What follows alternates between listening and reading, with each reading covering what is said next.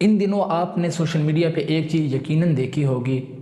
یا آپ نے اس میں ضرور غور کیا ہوگا کہ آج کل سوشل میڈیا پہ فلسطین اور گلوبل سموتھ فلوٹیلا کے بارے میں آواز بھرپور طریقے سے اٹھی ہے اور ایک بڑی کمپین چلی ہے جس نے حکومتوں تک کو ہلا کے رکھ دیا ہے۔ یاد رکھیں، آج کل مسلمان سمجھتے ہیں کہ شاید سوشل میڈیا وار کوئی حقیقت نہیں، لیکن بات اس کے برعکس ہے۔ آج دنیا میں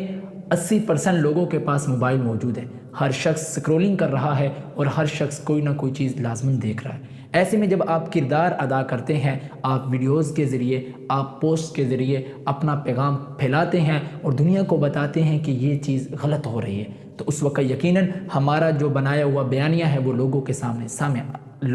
سامنے آتا ہے۔ بسا اوقات مین سٹریم پہ ہماری وہ آواز، وہ بیانیہ نہیں چل رہا ہوتا جو ہم سوشل میڈیا کے ذریعے لڑ کے بتاتے ہیں کہ نہیں، غزہ میں ہونے والے مظالم یقیناً انتہائی افسوسناک ہے۔ جب ہم یہ بات سوشل میڈیا کے ذریعے پہنچاتے ہیں تو اس سے پھر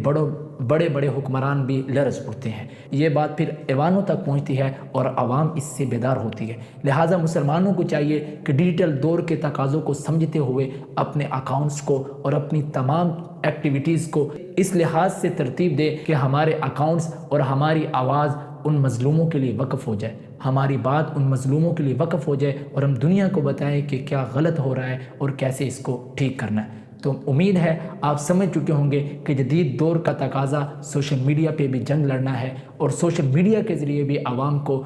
بیدار کرنا ہے، اور یہ تبھی ممکن ہے جب ہم ان باتوں کو سمجھ لیں گے اور پھر ان کے ساتھ ساتھ وقت کے تقاضوں میں خود کو ڈال لیں گے۔ والسلام۔